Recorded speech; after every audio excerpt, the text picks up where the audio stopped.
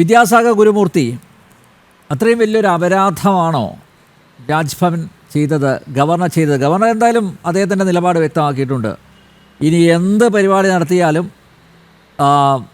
ഭാരതാംബയുടെ ഛായാചിത്രം ഉണ്ടാവും, ഇതേ ഛായാചിത്രം, അത് മാറ്റുന്ന പ്രശ്നമില്ല എന്ന് ഗവർണർ വ്യക്തമാക്കിയിട്ടുണ്ട്. അപ്പോൾ ഇനി അറിയേണ്ടത് മുഖ്യമന്ത്രിയും അതുപോലെ മന്ത്രിമാരും സർക്കാർ ഉദ്യോഗസ്ഥരുമൊക്കെ ഈ ഭാരതാംബ അവിടെ ഉള്ളിടത്തോളം അങ്ങോട്ട് പോകില്ല എന്നാണോ? എനിക്കറിയില്ല. ഈ വിവാദം ഉണ്ടാക്കുന്നത് ഈ സർക്കാരിൻ്റെ ഒരു വിനോദമാണ്. പൊതുവെ മറ്റ് സംസ്ഥാനങ്ങളൊക്കെ അവർ ഭരിക്കുമ്പോൾ ഇവിടെ നടക്കുന്നത് വിവാദത്തിൽ രമിക്കുകയും അഭിരമിക്കുകയും വിവാദത്തിലൂടെ കാലം കഴിക്കുകയുമാണ്. സത്യം പറഞ്ഞാൽ എന്തെങ്കിലും തരത്തിലുള്ള ഡെവലപ്മെന്റ് ആക്ടിവിറ്റിയോ അല്ലെങ്കിൽ എന്തെങ്കിലും തരത്തിലുള്ള ഒരു പുരോഗമന സംവിധാനമോ ജനങ്ങൾക്ക് ഉപകാരപ്രദമായ എന്തെങ്കിലും ചെയ്യുന്നതിലുള്ള ശ്രദ്ധയല്ല ഇവർക്കുള്ളത്. ഓരോ ദിവസവും പുലരുമ്പോൾ കമ്മ്യൂണിസ്റ്റ് മന്ത്രിമാർ ചിന്തിക്കുന്നത് എന്തെങ്കിലും തരത്തിലുള്ള ഒരു വിവാദം സൃഷ്ടിച്ചാൽ അന്നത്തെ ദിവസം കഴിഞ്ഞു പോവുമല്ലോ എന്ന് മാത്രമാണ്. സത്യത്തിൽ ഇത് എന്ത് തരം ഒരു ദുര്യോഗമാണ് മലയാളികൾക്ക് വന്നിരിക്കുന്നത്. You are going to suffer this anymore. എനിക്ക് തോന്നുന്നു ഇനിയും കൂടുതൽ ഉണ്ടാകുമോ എന്ന് സംശയം വരികയാണ് ഈ ദുരന്തം. ഇവിടെ നമ്മൾ മനസ്സിലാക്കേണ്ട, ഇവിടെ നേരത്തെ നമ്മുടെ ജയചന്ദ്രൻ സാറ് പറഞ്ഞതിൽ ഒരു രസകരമായ സംഗതി, RSSന്റെ കൊടി ഭാരതാംബ പിടിച്ചിരിക്കുന്നതാണ്. എനിക്കിത് വലിയ തമാശ തോന്നുന്നതാണ്. അതായത് ഇത് ജരിപതാക എന്ന് പറയുന്ന കാവിക്കൊടി, ഈ ഭഗവത് ധ്വജം, ഇതാരാണ് ആദ്യമായി ഈ രാജ്യത്തിന് സമർപ്പിച്ചത് എന്ന് ചിന്തിക്കണം. അത്യാവശ്യം വായനയ്ക്കുള്ള ആൾക്കാർക്ക് അറിയാവുന്ന കാര്യമാണ്. രവീന്ദ്രനാഥ് ടാഗോർ RSSകാരനല്ല, ഇവർക്കൊക്കെ വളരെ സ്വീകാര്യമാണ് പല കാര്യം കൊണ്ടും. അപ്പോ ചണ്ടാളിനിയുടെ ഒക്കെ കാര്യം കൊണ്ട് ഇവർക്ക് വളരെ സ്വീകാര്യനാണല്ലോ. രവീന്ദ്രനാഥ് ടാഗോർ പ്രതിനിധി എന്നൊരു കവിത എഴുതിയിട്ടുണ്ട്. ആ കവിത പ്രതിനിധി എന്ന് അദ്ദേഹം പറഞ്ഞത് റെപ്രസെന്റേറ്റീവ് എന്ന അർത്ഥത്തിൽ മാത്രമല്ല, ട്രസ്റ്റി എന്ന അർത്ഥത്തിലാണ്. അതായത് ഒരു രാജ്യം രാജാവ് ഒരു ട്രസ്റ്റിയായി മാത്രമാണ് ഭരിക്കേണ്ടത്, രാജാവിന്റെ ഉടമസ്ഥതയിലുള്ള ഒരു വസ്തുവല്ല രാജ്യം എന്ന വിനയം അല്ലെങ്കിൽ സമർപ്പണം കാണിക്കാനാണ് കാവി നിറം അവിടെ കൊടുത്തിരിക്കുന്നത്. രവീന്ദ്രനാഥ് ടാഗോറിന്റെ പ്രതിനിധി എന്ന കവിതയിൽ ഛത്രപതി ശിവാജി മഹാരാജ് അദ്ദേഹത്തിന്റെ ഗുരു ഒരു ദിവസം വളരെ എന്തോ അൺഹാപ്പി ആയിട്ട് നടന്ന് ഭിക്ഷ എടുക്കുന്ന കണ്ടപ്പോ, രാജ്യം ജയിച്ചു, യുദ്ധം ജയിച്ച് ഹിന്ദു സാമ്രാജ്യം സ്ഥാപിച്ച ശേഷവും എന്റെ ഗുരു എന്തിനാണ് ഇങ്ങനെ അലഞ്ഞു നടന്ന് തെണ്ടുന്നത് എന്ന വിഷമത്തിൽ അദ്ദേഹം ഗുരുവിന്റെ ഒരു കത്ത് എഴുതി ഒരു ശിവായുടെ കയ്യിൽ കൊടുത്തയച്ചു. ഗുരു അത് വായിച്ചു. അതിൽ പറഞ്ഞിരിക്കുന്നത്, അങ്ങ് എന്തിനാണ് ഇത്ര ദുഃഖിച്ച് വീട് തോറും നടന്ന് ഭിക്ഷ എടുക്കുന്നത്? അങ്ങിപ്പോൾ ഈ രാജ്യം ഭരിക്കുന്ന എന്റെ ഗുരുവാണ്, അങ്ങേക്ക് എന്ത് സൗകര്യങ്ങളും തരാൻ ഞാൻ തയ്യാറാണെന്ന് പറഞ്ഞു. അപ്പൊ അദ്ദേഹം ഉടനെ ഗുരു രാംദാസ് പറഞ്ഞത്, ഛത്രപതി ശിവജി മഹാരാജ് എന്റെ കൂടെ തെണ്ടാൻ വരണം എന്നാണ് പറഞ്ഞത്. അങ്ങനെ ഓരോ വീട്ടിൽ ചെന്ന് ഗുരുവും ശിഷ്യനും, അതായത് ഛത്രപതി ആയിരിക്കുന്ന മഹാരാജാവ് തെണ്ടുമ്പോൾ ജനങ്ങൾക്ക് ഭീതി, എന്താണ് രാജാവ് തെണ്ടാൻ വരുന്നുള്ള പേടി. എല്ലാവരും വിറച്ച് ഭിക്ഷ കൊടുക്കാൻ തുടങ്ങി. സന്ധ്യയായപ്പോൾ അപ്പോഴും തന്റെ ഗുരു അസംതൃപ്തനാണെന്ന് കണ്ടപ്പോ പാദത്തിൽ നമസ്കരിച്ച് ചോദിച്ചു, ഞാൻ ഈ രാജ്യം മുഴുവൻ അങ്ങയുടെ പാദങ്ങൾ സമർപ്പിക്കുന്നു, ഇനി എന്താണ് ഞാൻ ചെയ്യേണ്ടതെന്ന് ചോദിച്ചു. ഉടനെ ഛത്രപതി ശിവാജി മഹാരാജിനോട് അദ്ദേഹത്തിന്റെ ഗുരുവായ രാംദാസ് മഹാരാജ് പറഞ്ഞു, നീ ഇനി ചെയ്യേണ്ടത്, നിന്റെ രാജ്യം, നീ വെട്ടിപ്പിടിച്ച രാജ്യം എന്ന് ചിന്തിക്കാതെ, ഇതൊന്നും നിന്റേതല്ല, എല്ലാം ആ ജഗദംബയുടേതാണ് എന്ന് കണ്ടിട്ട്, ഇതാ ഞാൻ ഉടുത്തിരിക്കുന്ന ഈ കാവിത്തുണി നിനക്ക് തരുന്നു. ഈ കാവിത്തുണി നിന്നെ എപ്പോഴും ഓർമ്മിപ്പിച്ചുകൊണ്ടിരിക്കണം, ഇത് നിന്റേതല്ല. രാഷ്ട്രായ സ്വാഹ ഇതം നമമ, രാഷ്ട്രത്തിൻ്റെതാണിതെല്ലാം, ഇതൊന്നും എന്റേതല്ല എന്ന് ചിന്തിക്കാൻ വേണ്ടി അഗ്നിയുടെ നിറമായ, വിരക്തിയുടെ നിറമായ, നോൺ അറ്റാച്ച്മെന്റിന്റെ നിറമായ, അതുപോലെ തന്നെ എല്ലാ തരത്തിലുള്ള പാവനമായ ഭാരതീയ സങ്കല്പങ്ങളുടെയും പ്രതിനിധിയായിരിക്കുന്ന ഈ നിറം, അഗ്നിയുടെ നിറം. കാരണം ഋഗ്വേദത്തിൽ ആദ്യം സ്തുതിക്കപ്പെടുന്ന അഗ്നിയാണ്. അഗ്നി എന്തിന്റെ ഒരു റെപ്രസെന്റേറ്റീവ് ആണ്? എല്ലാറ്റിനെയും വിമലീകരിക്കുന്ന ശക്തിയുള്ളതാണ് അഗ്നി. മാത്രമല്ല, എപ്പോഴും എത്ര താഴ്ത്തിപ്പിടിക്കാൻ ശ്രമിച്ചാലും മുകളിലേക്ക് ഉയരുന്നതാണ് അഗ്നി.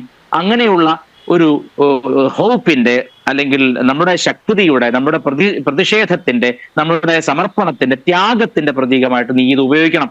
ഇത് ഹിന്ദു സാമ്രാജ്യത്തിന്റെ കൊടിയായിരിക്കണം. ഈ രാഷ്ട്രം അറിയപ്പെടുന്നത് ഇതിന്റെ പേരിലായിരിക്കണം. കാരണം രാഷ്ട്രം എന്ന ശബ്ദം തന്നെ വരുന്നത് രാജ്ധാതുവിൽ നിന്നാണ്. സംസ്കൃതത്തിൽ രാജ്ധാതു കാണിക്കുന്നത് ശോഭിക്കുക, മറ്റുള്ളവരെ ശോഭിപ്പിക്കുക, സ്വയം പ്രകാശിക്കുക, മറ്റുള്ളവരെ പ്രകാശിപ്പിക്കുക.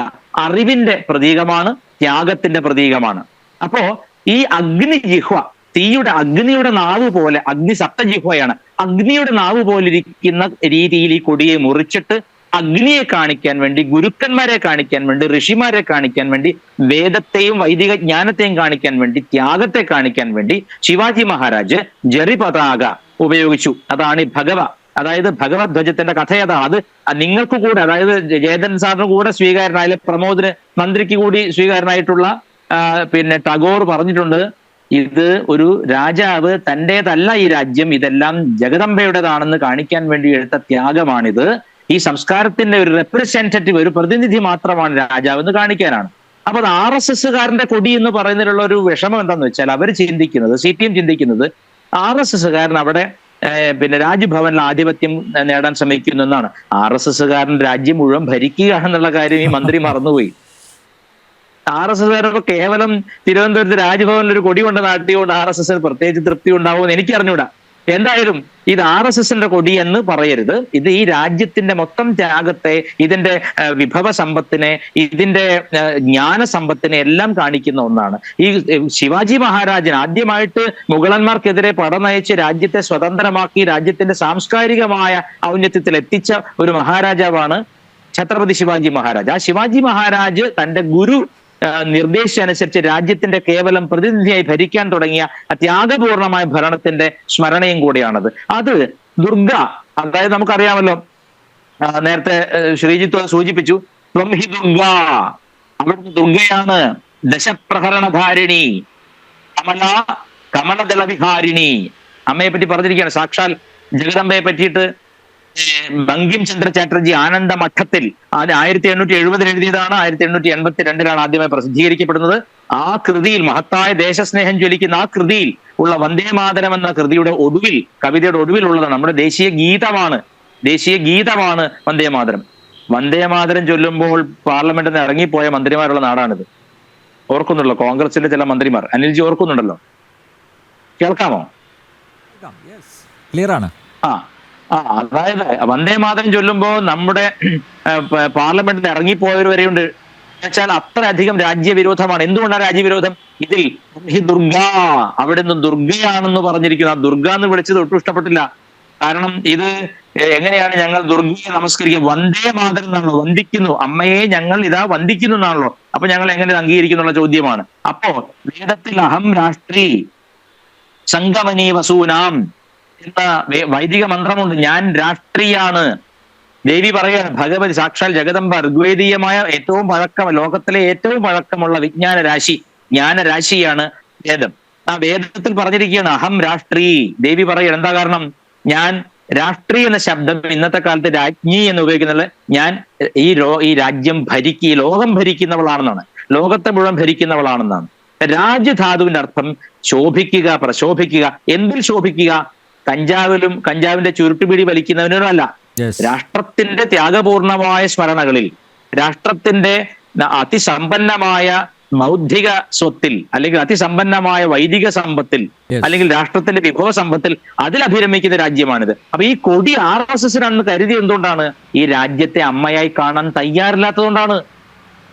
ഈ രാജ്യത്തിന്റെ, ഇത് ഞാൻ പറയുന്നത് ഇന്ത്യ രാജ്യം എന്ന രീതിയിൽ 1947 രൂപീകൃതമാവുന്നതിന് മുൻപും സഹസ്രാബ്ദങ്ങൾക്ക് മുമ്പുള്ള ഒരു സങ്കല്പമാണ് രാഷ്ട്രം എന്ന സങ്കല്പം. വേദത്തിലുണ്ട് ആ സങ്കല്പം.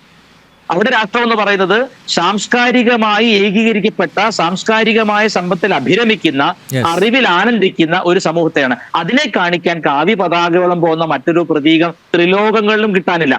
അത് രാജ്ഭവനിൽ വെച്ചാൽ ഉടനെ അത് അസ്വീകാര്യമാവുകയും നിന്ദിക്കപ്പെടേണ്ടതാവുകയും ചെയ്യുന്നത് എന്തുകൊണ്ടാണ്? നിങ്ങൾക്ക് പലസ്തീന്റെ ഐക്യദാർഢ്യം പ്രകടിപ്പിച്ചുകൊണ്ട് അറബികളെ പോലെ തലയിൽ വേഷം കെട്ടി നടക്കാൻ നാണമില്ല. നിങ്ങൾക്ക് ഇസ്ലാമിക ചിഹ്നങ്ങൾ ധരിച്ചുകൊണ്ട് തെരുവിൽ നടമാടാൻ നാണമില്ല.